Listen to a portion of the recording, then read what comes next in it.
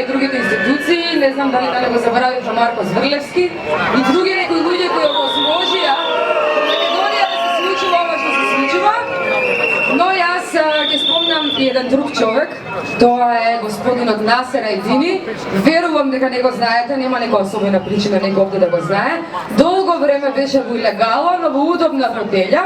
Тоа е државниот правобранител на Република Македонија и го запознавме, разбравме дека тој понекогаш ете може да биде и ажурен, кога пред неколку дена отиде во судот и вашите и наши другари од Шарената револуција, тој доставуваше докази против нив за оштетување на државниот имот, односно на канцеларијата му. Да, ажурена, кога треба и кога мора, веројатно. Но господинот Насер Ајдини не виде многу други работи, тој никогаш не виде обезвреднување, оштетување на државен имот, продажба на парцели за џабалук, никогаш не се обиде да ги заштити интересите на Македонија, тогаш кога требаше. И бидејќи и тој како и господинот Зврлевски не функционираат многу по добрен глас, ама има една голема разлика, барем разбравме дека државниот правобранител наоѓа инспирација во Шарената револуција, па ако е така, тука сум да го доинспирирам, бидејќи моите текстовите на моите колеги не ги читал години и години наназад, па ева користам оваа прилика овде со вас да му илустрираме некои работи и можеби тој потоа ќе покаже иста ваква експресна ажурност како во судењето против Здравко Савевски и останатите обвинети за демолирање на онаа канцеларија онаму.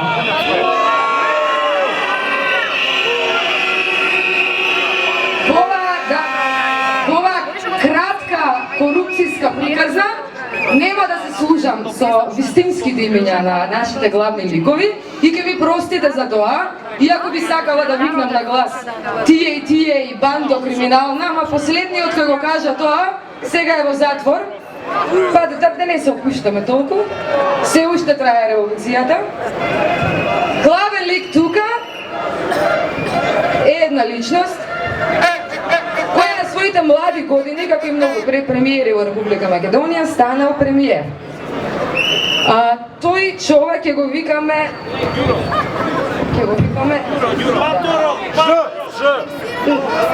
Тоа е Ники.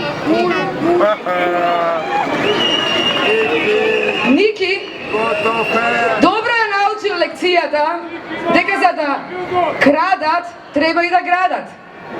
Кога решил да гради, се обратил кај својот драг братучет, кој ќе го викаме Таша.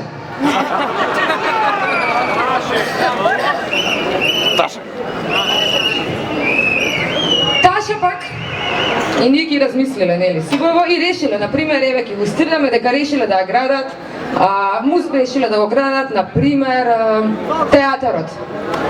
И Ники одлучил дека од државниот буџет, од джебот на граѓаните, за тоа ќе одвои 55 милиони евра. Ники и Таша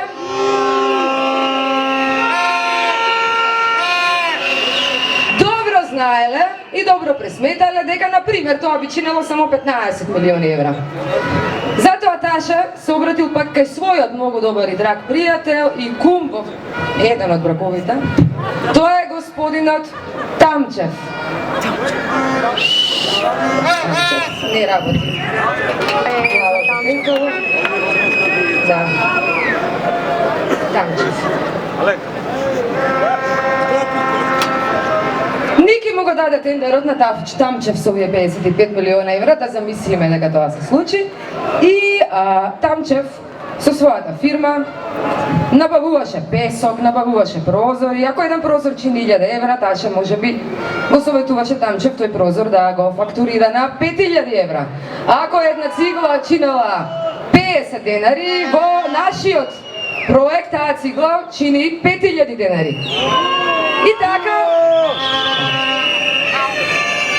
откако сета тоа се изгради на сметката на фирмичките на Тамчев, како Мексико и некои други, се собираат многу пари кои сега треба да се скријат од граѓаните. Како ќе се скријат? Па има за тоа фирми во Лугано, има за тоа фирми во Белизе, како онаа на кумот на премиерот вистинскиот и други некои. И тие фирмички издаваат фактури на оваа фирма од Македонија за консултантски услуги или некакви други услуги, или можеби купуваат уметнички дела. Тоа се познати шеми на перење на пари во сите учебници по економија и финансии, и така парите излегуваат надвор.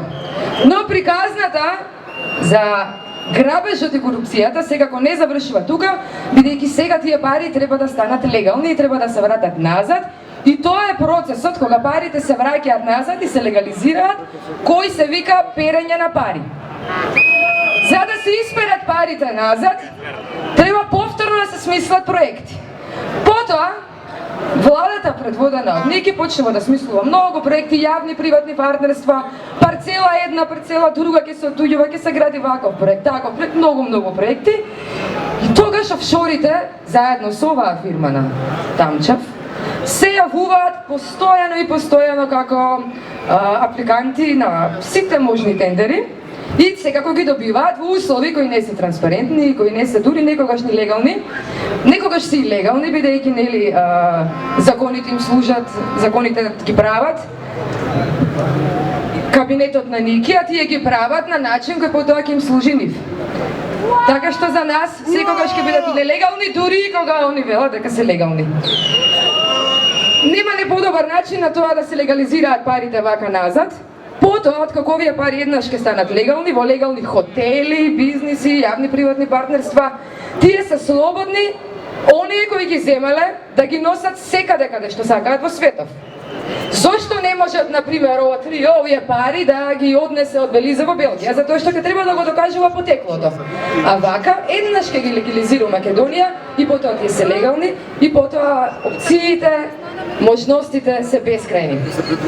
Тоа е отприлика краткиот курс за перење пари. Се надеваме дека господинот Ертинија, која следи редовно шарената револуција, гледаме ја следи, ќе го види и ова, па можеби ќе се заинтересува тој за некој плац на кој сега има скапи и доносни бизниси и хотели, ќе рече па чекај, дали граѓаните можеа подобро од ова? Сигурно дека можеа. Многу да не губиме време, бидејќи имаме и ние проекти наши овде. Како овој споменик тука, пред да го пуштиме во употреба, само ќе додадам дека треба да си има на ум дека овие луѓе не крадеа, прво не крадеа, потоа ги вратија украдените пари, со кои си овозможија доходовни бизниси и продолжуваат се уште да не крадат.